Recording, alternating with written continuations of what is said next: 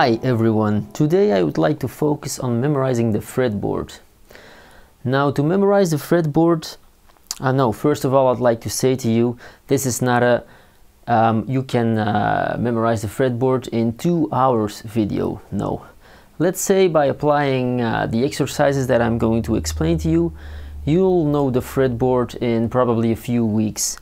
So first of all I'd like to show you the biggest disadvantage of the guitar, and that's that we can't see what we are playing. So for example,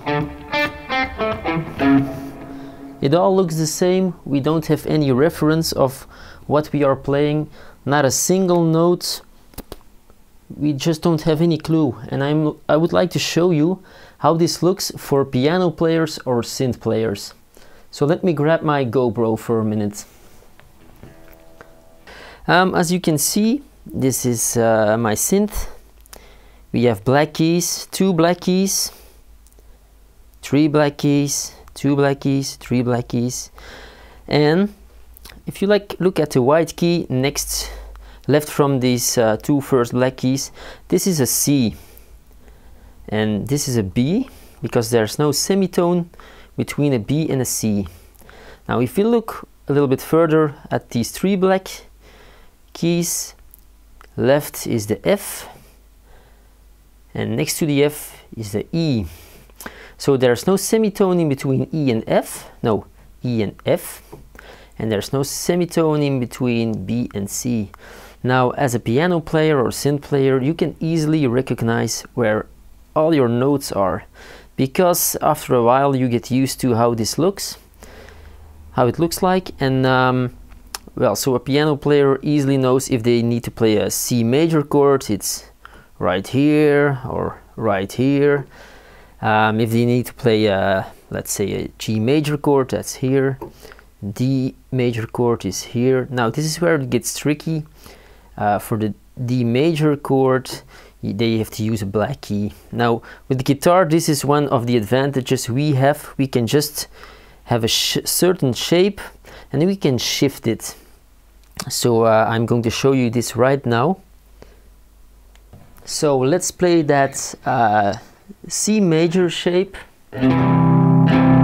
like this, and then I played G. I think G is right here, and then I played D major. Now it's always the same shape. Of course, for the G, normally it should be like this, but we are using an open string. So it actually means that the advantage we have on the guitar is we can have certain chord shapes and we can just shift them around the neck, and yeah, that's something that piano players can't do. Now I want to show you first of all how we can play the B, C, E and F notes. So first we are going to concentrate on playing the C major scale. No, not really playing the C major scale, but playing finding out where all the notes of the C major scale are. And by doing this, first we're going to take a look at E, F, B and C, and you'll get the hang of it why I'm going to show you this first. So on our first string, which is tuned to E, now I'm in standard tuning, which is E, A, D, G, B, E. On our first string, the thick E string, where is the E? Well, it's really simple, it's just playing the open string. Now for our F, there is no semitone in between, so we just play 1, so this is E, F. 0, 1, and by 0 I mean playing open without pressing down. So 0, 1, that's E, F. And now we are going to find out where B and C is, and that's 7, 8. B, C. Now that we know our E, F and B and C, we also know that there are semitones in between all the other notes. So we can actually apply a little trick for this, and so we start with our E, F first, and now we have to go to G, A and B, and we can do this by simply, instead of going from 1 to 2, no, we skip 2 and we go to 3, because this is our semitone and this is G. So E, F, G, and now from G to A there's also a semitone in between, so we skip that one, we go, and then from A to B, and now we are at B, and from B to C there's no semitone, so we play it like that. And then to go from C to E, we apply the same trick as here. We just go from 8 to 10, and from 10 we go to 12, which is the same as playing 0, which is our E. So we actually have 2 groups of notes we can play. We can play from F to B and from C to D. No, from C to E. So this is from F to B, and this is from C to E. So by just learning E and F and B and C, we can fill up the rest of it by applying this little trick. We are going to focus on the notes in between a little bit later in this video, so that's not really important right now. First of all, I'd like to I'm going to show you this right here in the video right now, where our E and F and B and C notes are. I'd say pause this video for a while, get the hang of where they are, and then continue this video. So right now, if you're continuing this video, I'm going to show you another version of this little fretboard, and there you can actually see those groups of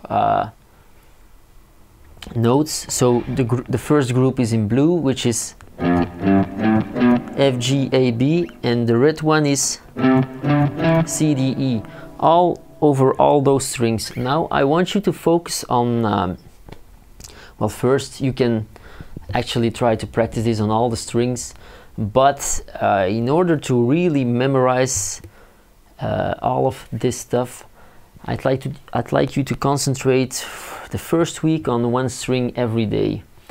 So you can also notice that we have 2 E strings, so that makes it a little bit more easy. We actually only have to memorize 5 strings. Well, yeah, only, it's a lot to memorize. But anyway, so that's the first exercise, finding out where E and F and B and C is.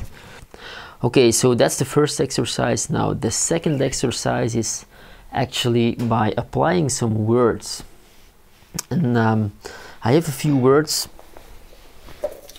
that I like to use, and those are face, café, back, and caged. Now all of these words actually contain every single note of the C major scale, at least once. So for example, let's start with the word face on the first string. That would be spelled F, A, C, and E. You can play it open or 12th fret. Then we just go to the next word, which is café, C, A, F, and E. Then the word back, which is B, B-A-G. And then caged, C, A, G, E, and D. And that's why you should focus on one string every day, because if you have to apply this exercise on every string from the beginning, it's quite difficult to memorize. So yeah, just go over this exercise a few times every day, first with just one string, and then if you practice this for, let's say, 2 or 3 weeks, you can actually make an advanced version of this exercise by actually doing like, for example, café.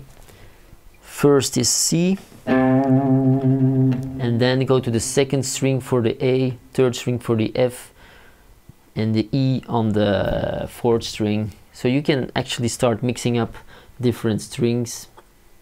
So for café, that would be C, the first string, A is right here, F, and E, which is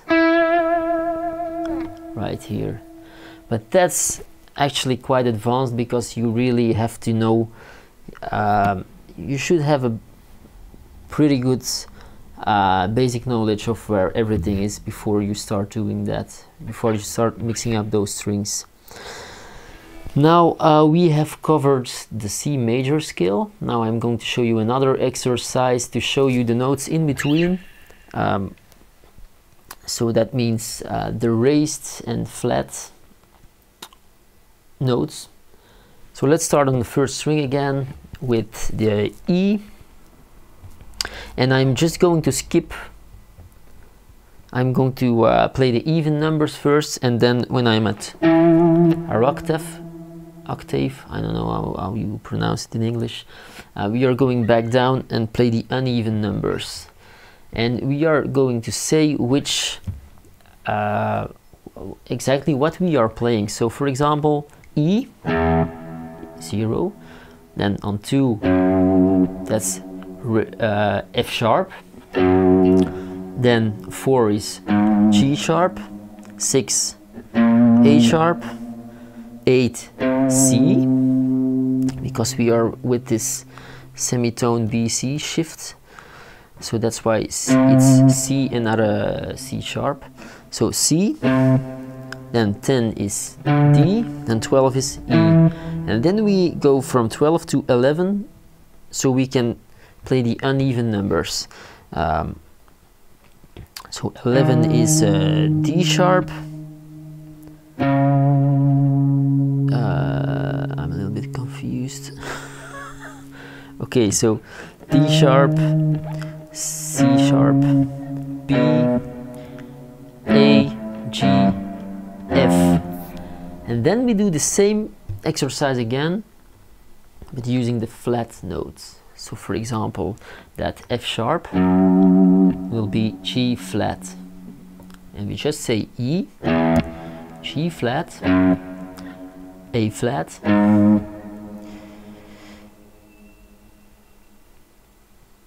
B flat, C, D, E,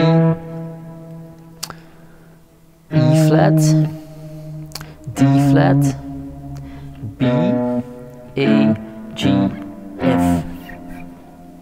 Okay, so now we have done a few exercises. The first one was finding out where E and F is, and B and C, and then just connecting the other notes in between. And after that we have used our words exercise, so café, face, bag, and caged. And then we have also our exercise for all the notes in between. And my advice is to practice all of these exercises just every day for well, 10 minutes or an hour, or I don't know, man, but just try to be consistent, try to practice this every day. You can also see this as a warm-up exercise. And yeah, I'm pretty sure if you do this for a few weeks, you will get the hang of the fretboard quite easily. Now, for applying some variation to these exercises, like I mentioned, you can also use different strings and apply one exercise to multiple strings at a time. Now, my advice is also to memorize the first two strings really well, because those are the ones you're going to use the most, especially if you're going to apply different chord shapes. It usually is applied to the first and the second string. So for example,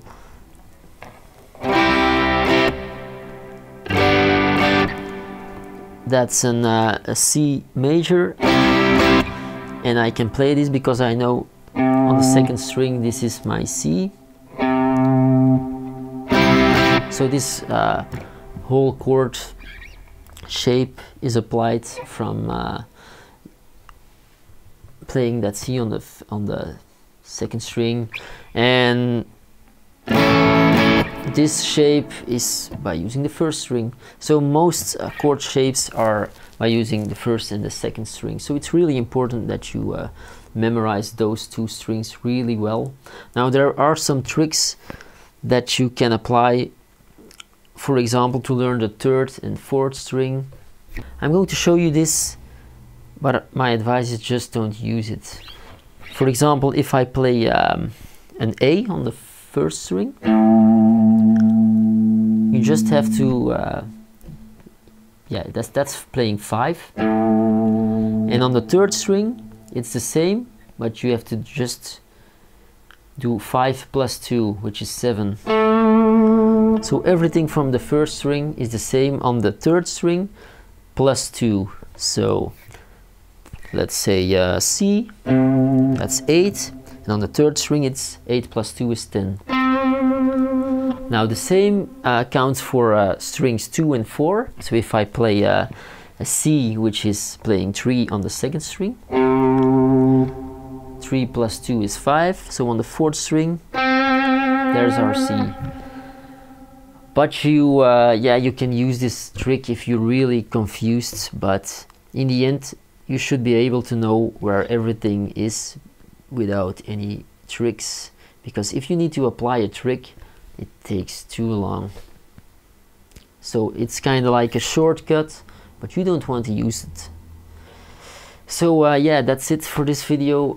I hope you just apply these exercises every day. Just try it out for a few weeks and see, yeah, let me know in the comments if it helps you. And I hope to see you in the next video. And if you think this is a nice video, feel free to subscribe or press the thumbs up button. I truly appreciate it. Bye bye.